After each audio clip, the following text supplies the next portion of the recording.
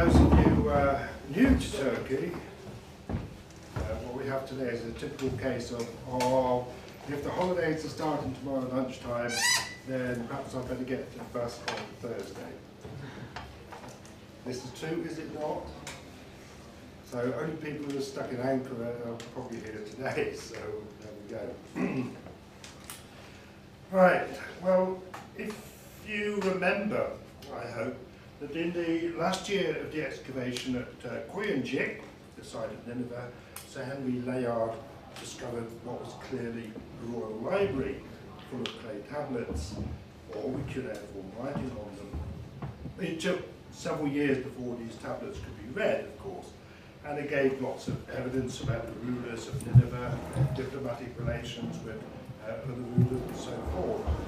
But one particular group of tablets can be rather difficult to understand. They refer to a place called Sumer, an area of land, a group of people. Sumer, it was possible to locate Sumer. It had to be somewhere down in the lower Mesopotamia. Nineveh, of course, is right up here. So people wondered, who were the Sumerians? What was the land of Sumer? As it was in 1855, that's only 1 year after Layard stops working at Nineveh, Sir Henry Rawlinson begins to come up with an answer. Now this is the man, of course, who first translated cuneiform, identified 3 cuneiform scripts, and in his travels around lower Mesopotamia, he found some examples of a cuneiform script which he couldn't understand. It's in the right area for this to be Sumer. He looks at it. Some of the symbols used in cuneiform are the same as in Akkadian, but it's not Akkadian. So therefore, he concluded this was probably Sumerian, the language of the people of Sumer. As more and more work was done in the area, people began to discover that actually in the area of Sumer, there was a clear development in types of writing. But the early people of Sumer had basically used a pictograph script. This basically represents a head. So it's rather similar in some ways to hieroglyphics. But what was clearly happening in Sumer was that they were developing something we can call writing. The Sumerian script, Sumerian writing, is the oldest writing that we know of in the world. Well, this was a bit of a puzzle because you could see that some of the symbols have been taken, Akkadian had taken some of the symbols, so you could understand some Sumerian words, but it proved impossible to actually totally understand it until a discovery in, this one there, a discovery, it's gone. A discovery in Syria actually started to provide a clue. Well, Rawlinson and others could start to see a connection. So we're looking at here the word for head, an early pictograph in Sumer, a later one, it gets tilted on its side. Early cuneiform in Sumer, stylized head, it starts to get broken up. It's a bit hard to make this on a clay tablet, so it's easier just to go ding, ding, ding, ding, ding, a few symbols. Late cuneiform in Sumer, and you can see how the Akkadian word for head has developed ultimately from the Sumerian pictograph there. Well, this was all very well and good. It was obviously a completely different language. That was the only problem. Then, as more and more work started to be done in that area, more and more tablets with pictographs Sumerian were found, and also cuneiform Sumerian.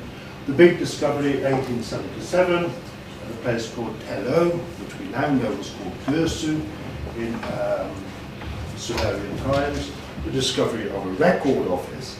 Well, this is deep in Iraq, and it's being looted every day, and that's why I thought I'd put a different picture for you, just to show you what the site looks like now, with holes dug all over it, and being patrolled on a regular basis by the United States of America Army. The big change came towards the end of the 19th century. A dealer in Syria came up with a whole group of clay tablets, about 16 altogether. We don't know where they were found. We call them the Ur Of The glossary. It proved to be a dictionary. A dictionary we can date to about 2300 BC, and it's a dictionary that gives you the Sumerian words or Sumerian cuneiform on one side and the Akkadian equivalents on the other. So this particular page actually tells you, gives you the Sumerian and the Akkadian for different types of stone. Well, this was a major discovery. People were now able to start understanding Sumerian to a certain extent. And it's a bit of a problem. It's the oldest known written language. It's an agglutinative language, so rather like Turkish, you start off with a base word and you add on a whole load of suffixes to that. But it is unique. There's no other language which is structured in the same way. It doesn't fit in with anything at all. The Akkadians spoke a Semitic language. They took the idea of cuneiform writing from the Sumerians. They adopted several Sumerian cuneiform symbols, and we see in later Sumerian Akkadian symbols appearing in their tablets as well. So Akkadian starts to replace Sumerian as the main spoken and written language in Lower and Upper Mesopotamia.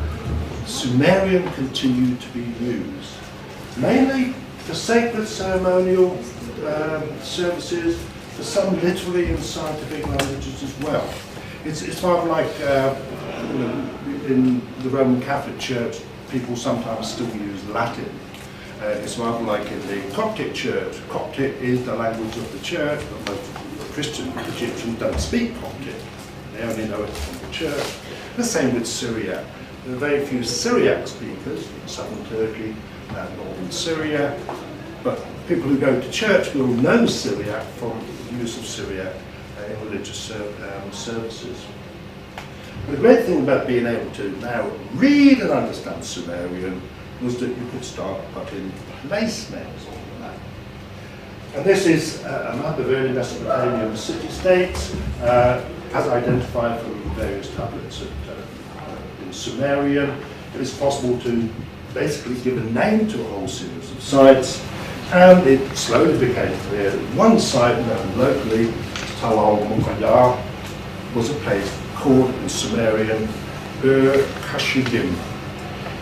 Ur Kashidim. Ur is a prefix which means the city. We go back here, we have a place, for example, called Uruk. So Ur is basically a prefix meaning the city, but this is Ur by itself, the single Ur. Well, the Bible and the Quran both talk about a place called Ur Kashidim, the Chaldees, as we would say in English, the home of the prophet Abraham before he left this part of Mesopotamia to make his way to Haran, now inside Turkey. Well, we're still talking about a period when many scholars in Europe were obsessed with finding evidence for the Bible. And needless to say, lots of governments tried to convince the Ottoman government that they should be allowed to send their National Museum representatives to this particular site, al-Muqayyah, and then they could excavate it and find the Ur Of The Chaldees, and hopefully evidence for Abraham himself. But for one reason or another, the Ottoman government were not particularly keen on this, and then the First World War came along, and that stopped any further discussion.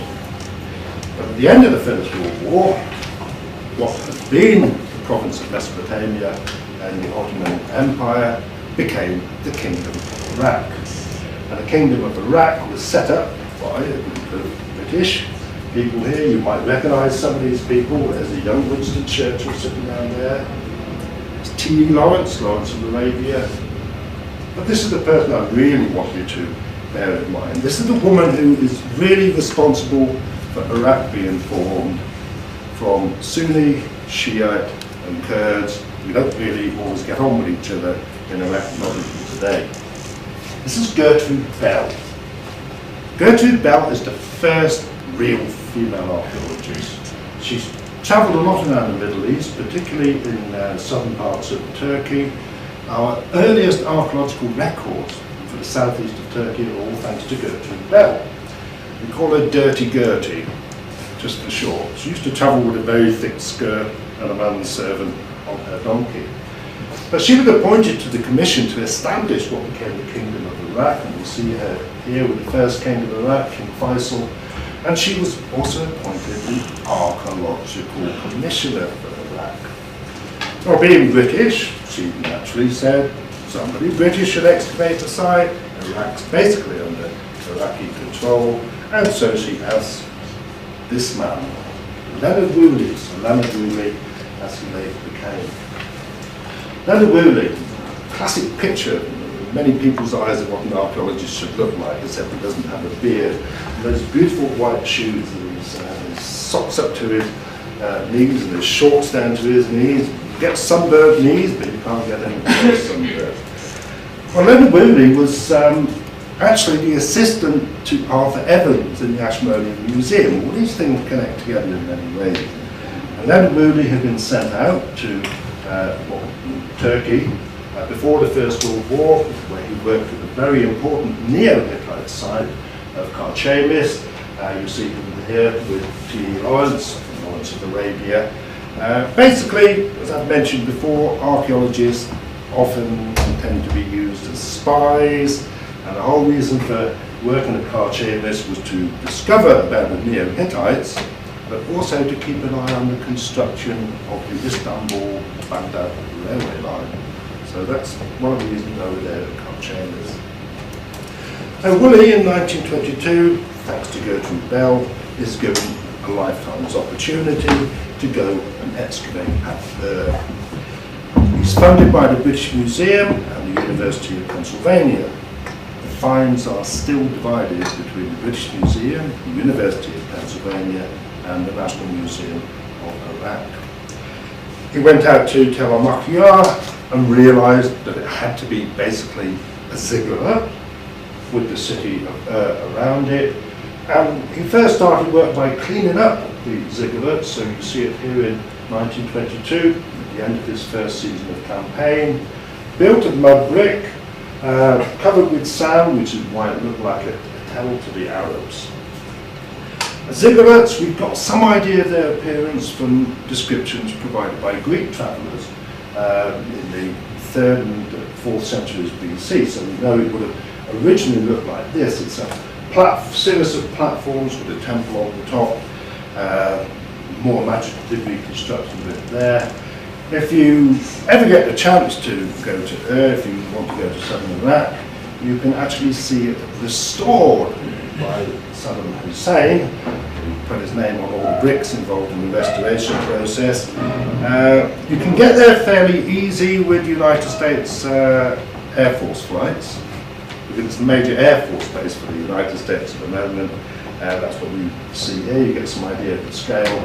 And most of the tourists at the moment are, in fact, United States soldiers.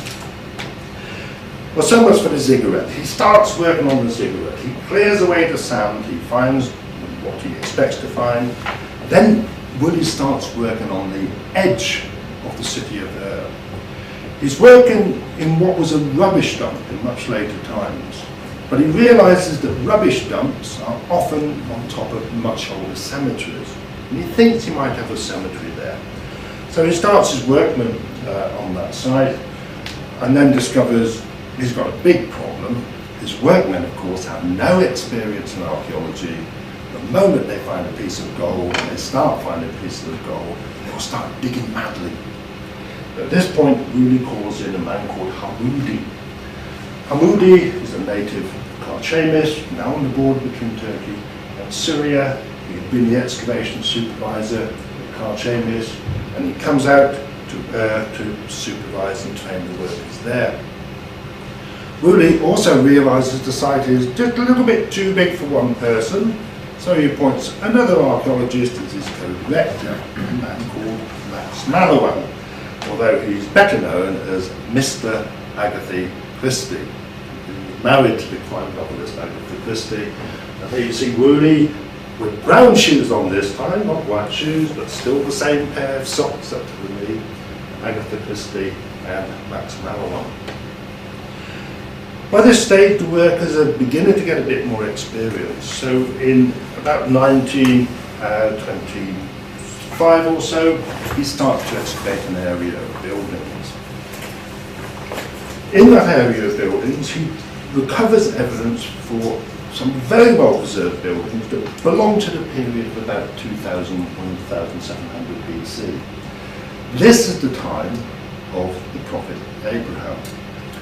Woolley is the son of a Christian priest. He trained to become a priest himself. So he announces his discovery to the newspapers as, I have found a house of the time of prophet Abraham. But ever since then, it's always been known as the House of Abraham. And here you see Agatha Christie in the centre there, looking at the remains. This is what it looks like today, with the American base in the background there. Again, now under the care of the United States of America Army.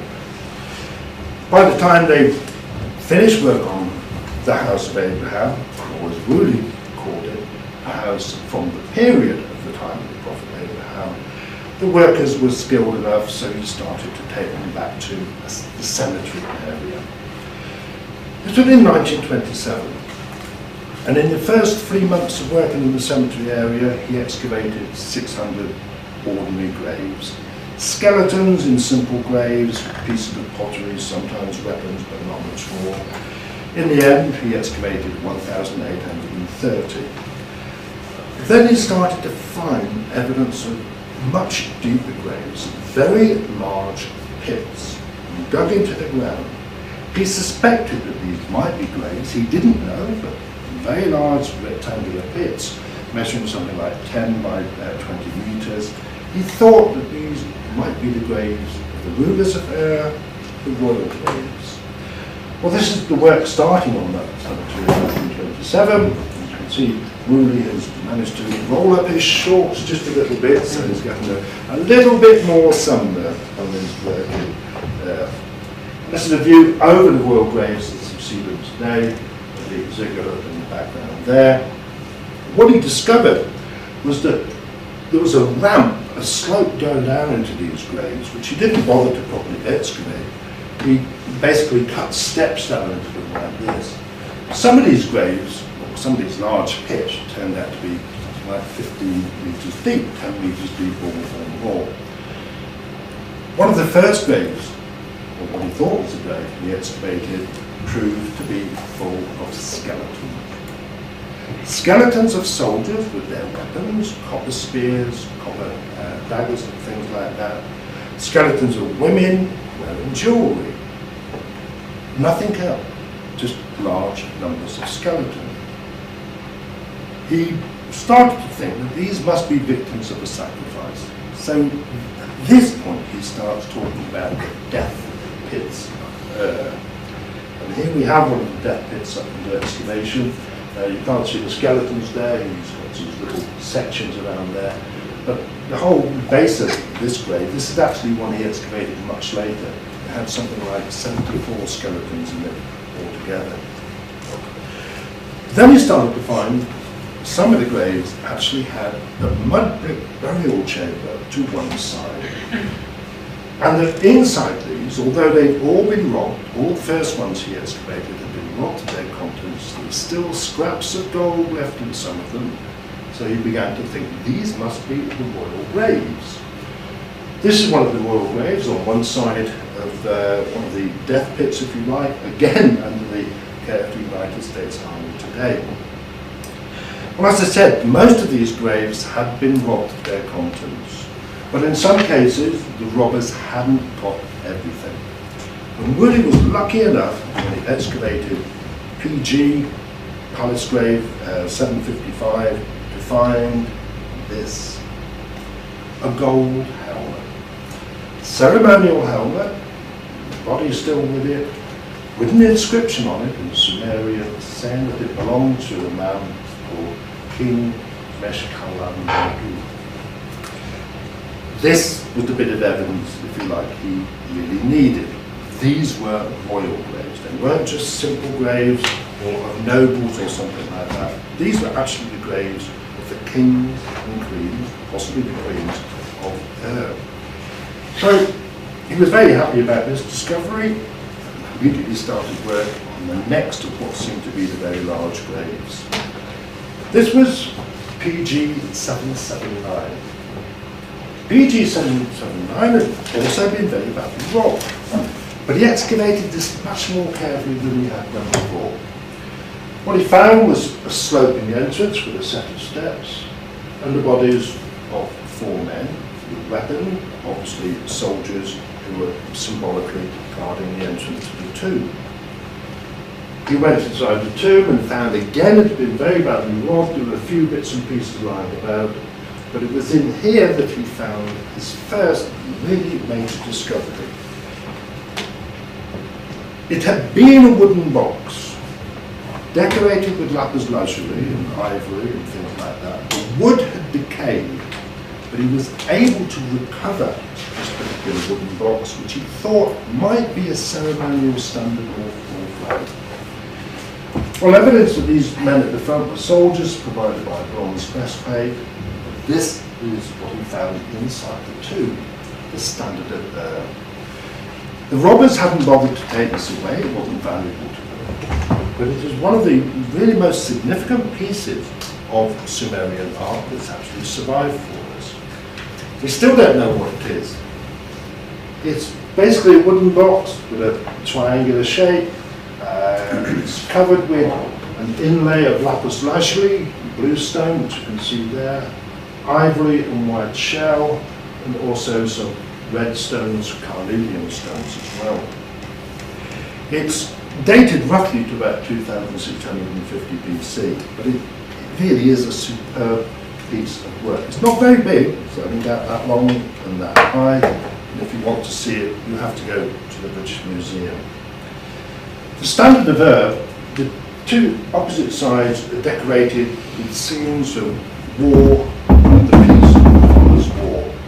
So we'll just look briefly at the war side of the standard of Ur, just to give you some idea of the quality of this, and this very unusual art style. As I said, it's not terribly big, it's less than a metre long, it's only about, probably about 30 centimetres high, 30 or 40. The war side starts off basically with the Sumerian royal army going to war.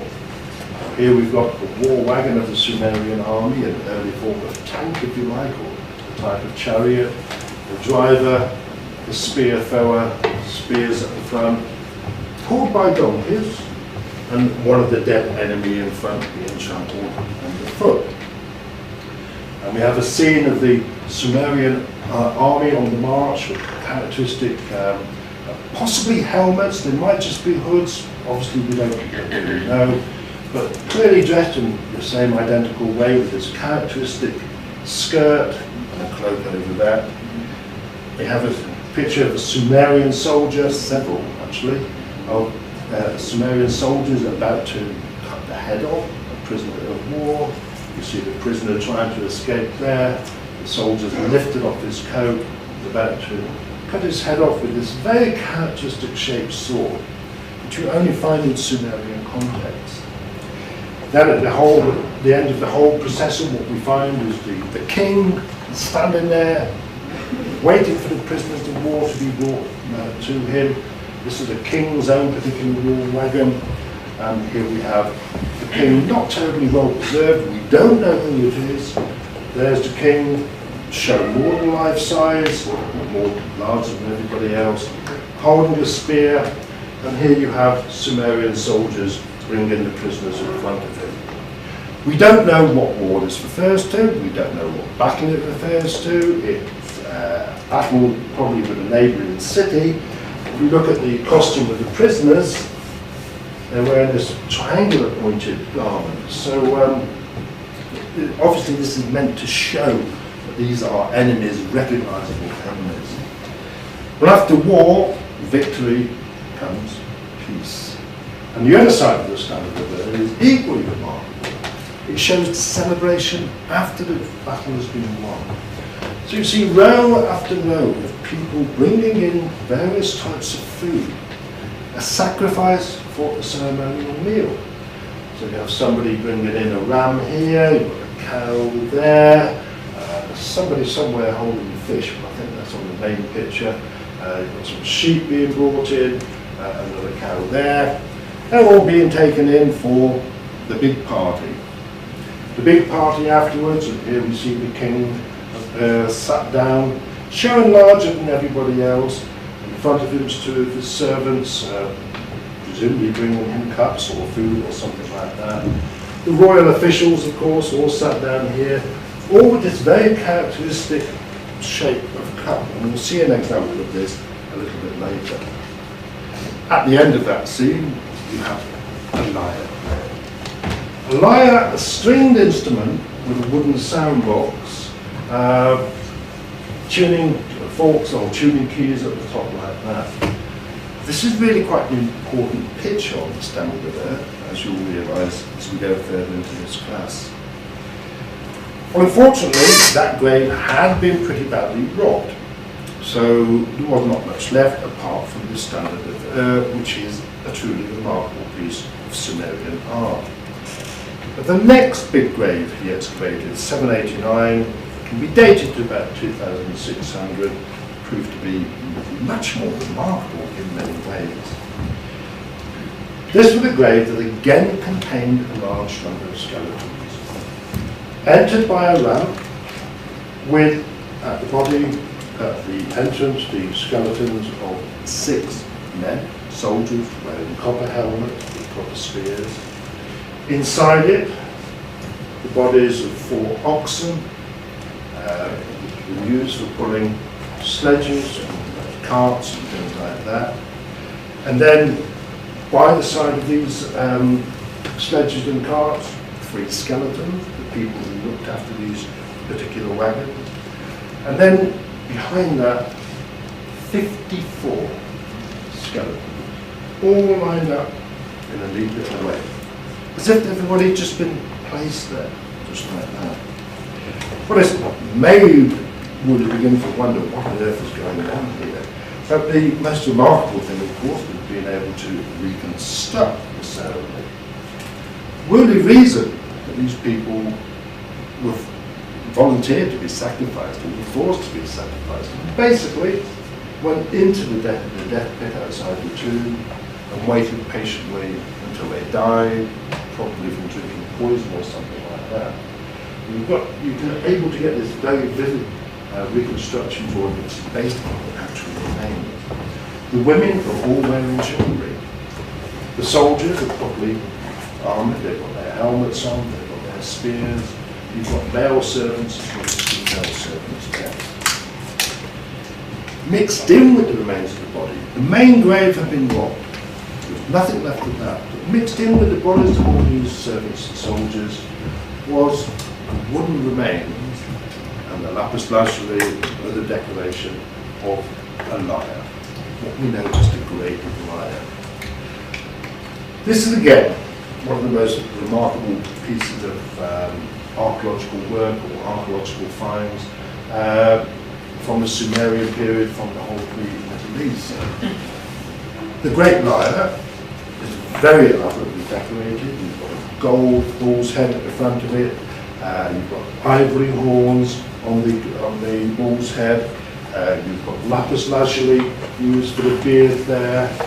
The inlay to decorate the wooden case, lapis lazuli, white shell, carnelian, and up the front, a really remarkable scene, which is known of from Sumerian mythology. This represents something in Sumerian mythology known as the master of animals. And we've got this god-type creature up here called the hairy man. And as you can see, he's holding 2 bulls, got the human heads on them.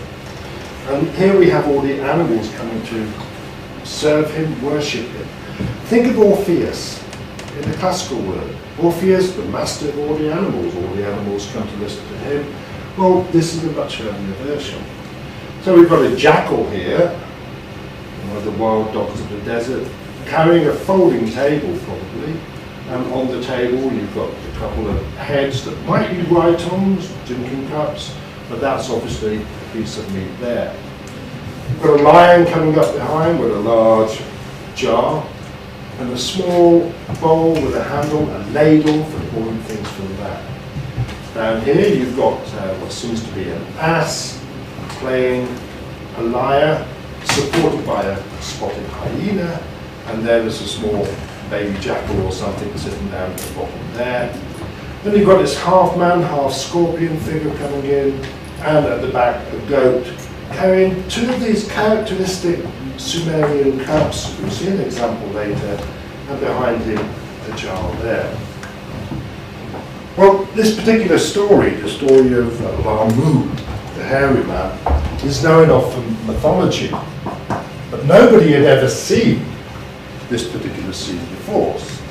And obviously, as I hinted at, we can see the origins of the story of Orpheus, who charmed all the animals in Greek and Roman mythology. It's the same type of being in many ways.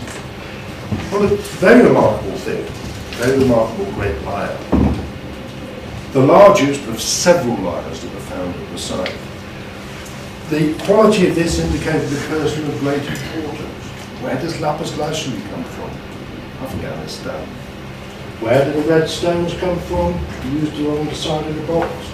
What about India and Pakistan? Gold, ivory. Ivory has to come from elephants, so either from India or it's come from Africa. The central part of the grave, everything had gone.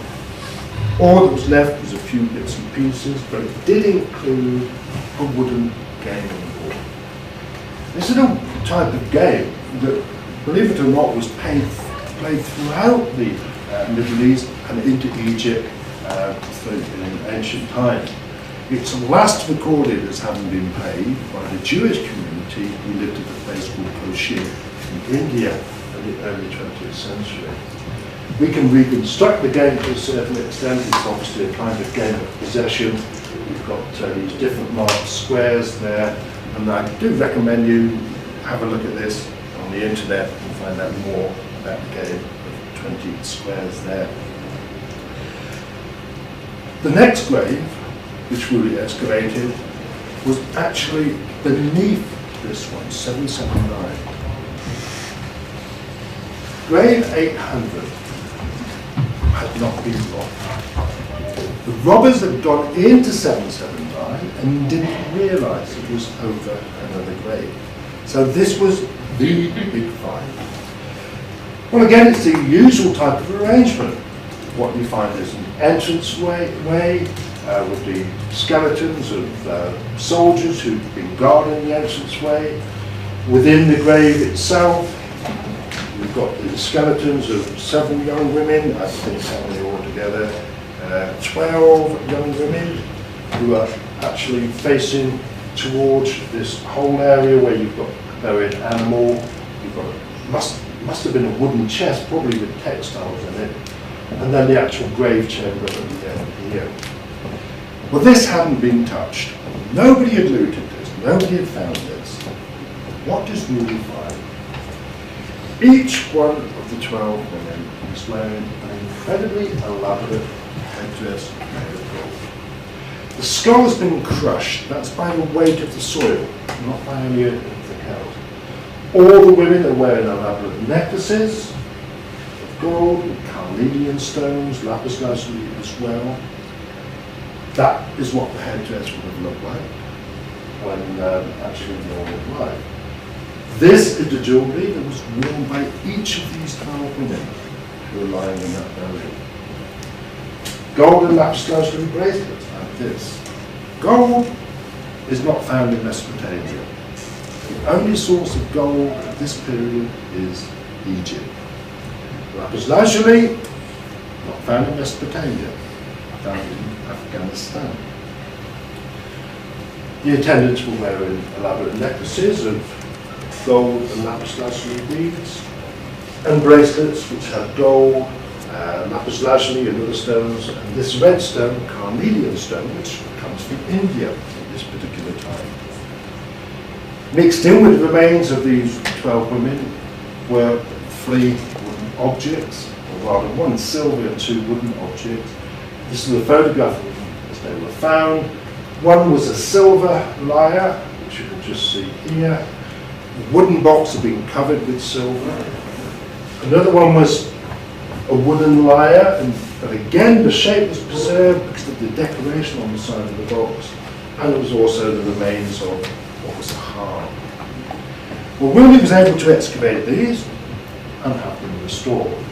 So we can see what the silver lyre looks like, and it's the same basic shape as before, slightly different decoration on the front, but the bull's head there, the sound box, everything fits in very neatly. The wooden lyre, known as the Queen's lyre, made of wood, but with gold wrapped around the wooden parts on either side there, with cornelian and shell inlay and a gold bull's head. That's what it looked like until 2003. And you may remember with the fall of Baghdad, the National Museum in Iraq was left unguarded. And looters broke in, stole rather a lot and smashed a lot of it. But it has been restored since then. Just a reminder of what can happen in times of conflict. The wooden harp, as you can see here, with a lapis lazuli inlay. And again, with gold decoration and silver tuning is there. A really remarkable discovery. If this wasn't enough, what about the contents of the grave proper, burial chamber? Well, inside this, there was a skeleton of a woman on a wooden bed. Next to the wooden bed was the most important piece of evidence, or what we call a cylinder seal. They're only about 1 to 2 centimetres high, less than half a centimetre in diameter. These are the personal property of an individual, used to mark what belongs to them. Rolled out like this on a piece of wax or clay, and what this actually had on it were pictographs that gave the name Queen Puabi. So we have a name for the person buried there. Queen Puabi, according to the cylinder seal, was the wife of a man called Lugal. The grave above Queen Puabi's grave, probably Lugal's grave, but that's completely wrong. PG 799, completely wrong. So perhaps it's Lugal. Well, this is Queen Puabi as she was found. Again, the skull has been completely crushed by the weight of soil. But you can see these enormous gold earrings she's wearing. Gold and lapis lazuli necklace, just like the ones the attendants have, but much larger, much more impressive, and a really elaborate headdress. That's what the headdress looked like. Beautifully made of gold, lots of rings going around it. You can see the large earrings there. She had extra ear piercing going down the top of her ear as well. There's nothing new in the world today. People having lots of ear piercings. It goes back quite a long time to Sumerian time. This is a view from the back, so you've got a rather elaborate hair comb type effect there. Her body was covered with, you can call it a cape, just a decorative collection of stones, semi-precious stone, originally on string, which of course is now gone. This is the part of the cape. That's her waist belt there. You can see some of her bracelets, some of her necklaces on the top, her hairpins as well. This is what she was buried in. Well, the cape uses a wide variety of precious and semi-precious materials. So you've got lapis lazuli, you've got gold, you've got carnelian and agate. Agate, again, a stone which had to be imported to Ur. It doesn't occur anywhere in Mesopotamia. This is what it would have looked like originally. The cape would have weighed 7 kilos. It's quite a lot to wear. We don't know if it was just for her burial or if it was some form of ceremonial dress or not. But Queen Puabi was buried wearing all this, plus a lot of other things. Next to her bed were 2 dead servants lying there, but a small table which had a wide range of other decorative items that clearly belonged to her. So there were 2 diadems or necklaces. People argue about this, They might have been worn in the hair, they might have been worn around the neck.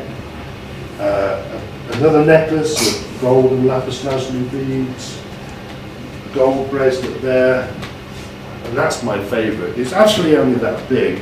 It's her cosmetic kit with her blue eyeliner in it. So absolutely nothing new. 2600 BC. Scattered around the burial chamber were again a wide variety of objects. I'm just going to show you a selection. There was, for example, a silver wine jug standing about that high. Silver is not found in Mesopotamia. There's this marble jar here, probably used for cosmetics, but a type of marble that is not found in Mesopotamia. Mesopotamia is basically sand and limestone, and lots of mud along the side of the river Euphrates and Tigris. Lapis lazuli. Well, today, if anybody came up to you with a piece of lapis lazuli that big, you would be talking about paying the better part of $250,000 just to buy the piece, because lapis lazuli doesn't turn up in big pieces. So you can get some idea of the value of this. A gold cup, exactly like the one we saw on the Great Lyre, and that we've seen the standard of there. An obsidian bowl. Obsidian comes from Anatolia. A small gold drinking bowl as well. Go with that. It's just a small selection of what was found there. Scattered on the floor, not far away, were a little series of decorative things, including her second best headdress. This is the one she wore when she didn't feel particularly happy, or just had a bad day or something like that. But it's not bad, is it? Again with more jewellery, carnelian gold, lapis lazuli. The second headdress, more lapis lazuli in it, a much simpler affair altogether, much closer to the type of headdress worn by the attendants. Still a very elaborate piece of workmanship. Well, by this time, Rudi, in his own words, is getting fed up with finding gold. Totally fed up. But he carries on excavating. And he finished off his excavation with the discovery of PG1237, better known as the Great Death Pit. The Great Death Pit of Ur, excavated in 1928-29, contained the skeletons of 6 men and 68 women, all neatly laid out in rows with their legs slightly flexed there. The women all had headdresses like the attendants in Queen Huabi's grave, but rather smaller. The men were all armed with weapons as well. There were the remains of one small wheeled vehicle in there, but other than that, there was nothing. This was a death pit. This wasn't a burial place of a ruler. This was a pit with 68 women and 6 soldiers in it. Just then, some of the women with small cuts by the side of them. In this particular pit is where Rudi made his third most famous find after the standard of Ur and Queen Huabi. And that was this. 2 of them actually. 2 statuettes standing about so high. A wooden body, which of course had disappeared, but covered with lapis lazuli, gold, ivory, and white shell. And it was possible to actually reconstruct them and look at this. This is one of them, this is the 2 of them put together. It's slightly different appearance. This one's in the British Museum, that one's in the University of Pennsylvania Museum. Their probable function was to support the probable function, but we don't know for certain. But the amazing thing is, of course, that the actual scene that we have here, and what we have, let's go back to that one, is what seems to be a sheep or a ram eating the leaves from a tree. Is a very famous biblical site. This immediately became known as the statuette represented the ram caught in the thicket, in the tree, when Abraham was about to sacrifice Isaac. An appropriate time to talk about this, just before Kurban Bayram. So this caught the public's imagination more than anything else. This is proof of the biblical connections. It's not, of course, because Abraham left Ur to go to Haran and then went further south than that. This really caught the public's mind no more than anything else. By the time he finished excavating the Great Death Pit, Woolley really was fed up with finding remarkable objects. So he decided to dig a bit deeper. And he excavated beneath the levels connected with the house of Abraham and found that this series of buildings had been constructed on mud, river mud. So he thought, what's going on here? He started to dig down deeper. He found that there was 3.5 meters of mud sealing an earlier settlement. Well, Woolley, of course, remember, the son of a Christian priest, he trained to become a Christian priest himself, he knows his Bible, everybody knows his Bible, he also knows the Epic of Gilgamesh. The Epic of Gilgamesh is the oldest piece of literature that survives today. In its earliest form, we have it probably composed about 2100 BC or a little bit later. It survives, fortunately, in Akkadian copies. And it's a story connected with the creation of the world, creation of cities and so forth. But the Epic of Gilgamesh does talk about a great flood that covered the land of Lower Mesopotamia. This same story is basically repeated in the Bible. In the Epic of Gilgamesh, we get, I think it's Gilgamesh himself, he's put in a basket and he floats away on the river. In the Bible, you have Moses placed in a basket and he floats away on the river. In Rome, you've got Romulus and Remus placed in a basket, floating away on the river. Well, when Woolley saw he had 3.5 meters of river mud over an earlier settlement, this is naturally what he thought of. He argued from this that the story of the Great Flood in the Epic of Gilgamesh and in the Bible was based on a real event. But what you have to take into account, which is what Woolley realised, is that there could have been a major river flood that would have affected the whole of Mesopotamia, Lower Mesopotamia. Lower Mesopotamia is the centre of civilization. It's where we have the earliest cities. So you can see how this gets into people's imagination. The world has been flooded. The known world has been flooded. Well, once he completed his work at Ur, Woolley then sat down to start writing up his results. Excavations at Ur being published in 1954. In this, he drew attention to the importance of Ur. He made the point, although he wouldn't have used the phrase himself, this is the earliest example we have of a global economy.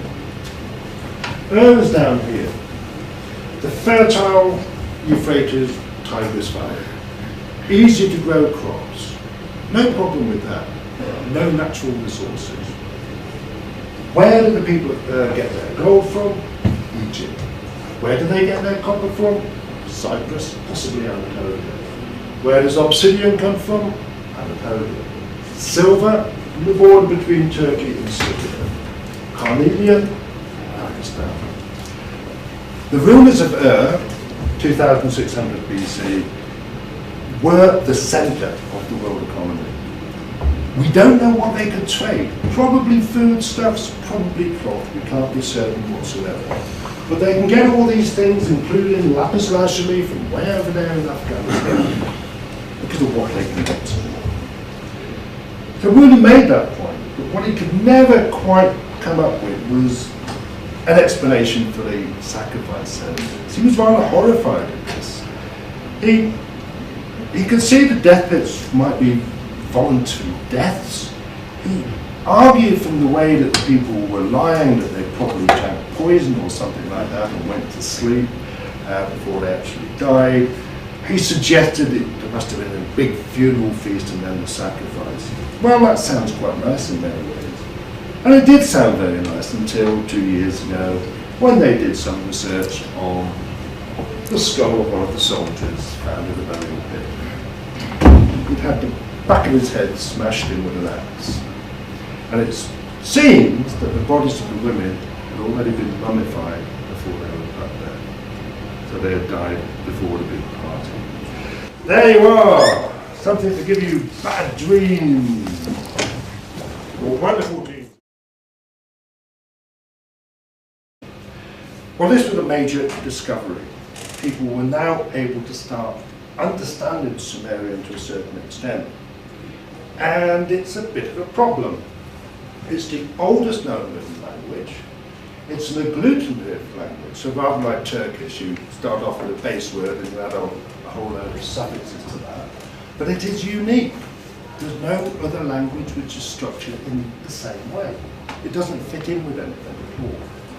The Akkadians spoke a Semitic language. They took the idea of cuneiform writing from the Sumerians. They adopted several Sumerian cuneiform symbols, and we see in later Sumerian Akkadian symbols appearing in their tablets as well. So Akkadian starts to replace Sumerian as the main spoken and written language in Lower and Upper Mesopotamia. Sumerian continued to be used, mainly for sacred ceremonial services, for some literary and scientific languages as well. It's rather like in the Roman Catholic Church, people sometimes still use Latin. It's rather like in the Coptic Church. Coptic is the language of the church, but most Christian Egyptians don't speak Coptic. They only know it from the church. The same with Syriac. There are very few Syriac speakers in southern Turkey. Different language, that was the only problem. Then as more and more work started to be done in that area, more and more tablets with pictograph Sumerian were found, and also cuneiform Sumerian. The big discovery in 1877 at a place called Tello, which we now know was called Gursu in Sumerian times, the discovery of a record office. Well, this is deep in Iraq, and it's being looted every day, and that's why I thought I'd put a different picture up for you, just to show you what the site looks like now, with holes dug all over it and being patrolled on a regular basis by the United States of America Army.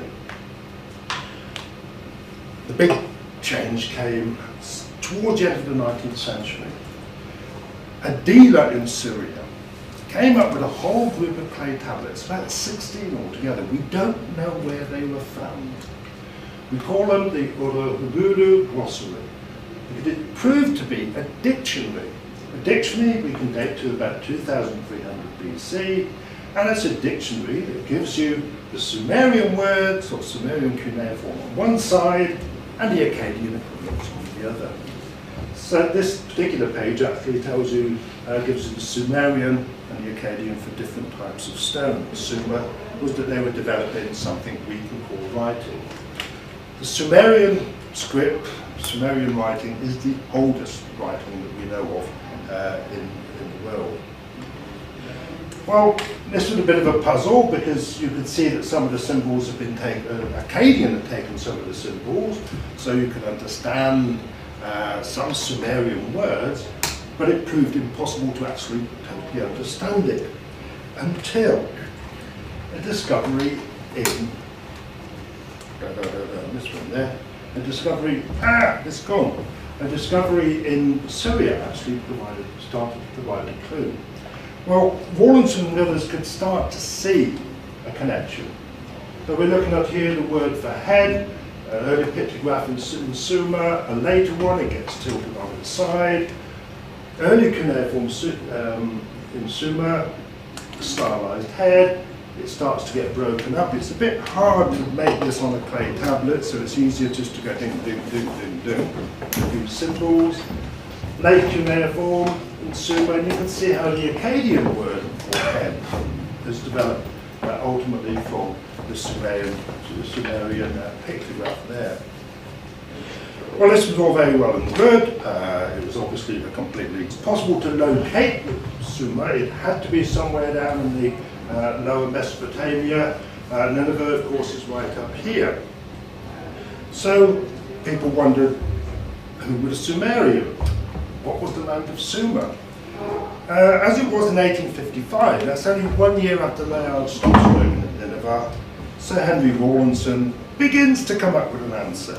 Now this is the man, of course, who first translated cuneiform, identified 3 cuneiform scripts, and in his travels around Lower Mesopotamia, he found some examples of a cuneiform script which he couldn't understand. It's in the right area for this to be Sumer. He looks at it. Some of the symbols used in cuneiform are the same as in Akkadian, but it's not Akkadian. So therefore, he concluded this was probably Sumerian, the language of the people of Sumer. As more and more work was done in the area, people began to discover that actually in the area of Sumer, there was a clear development in types of writing. But the early people of Sumer had basically used a pictograph script. This basically represents a head. So it's rather similar in some ways to hieroglyphics. But what was happening, what was clearly happening,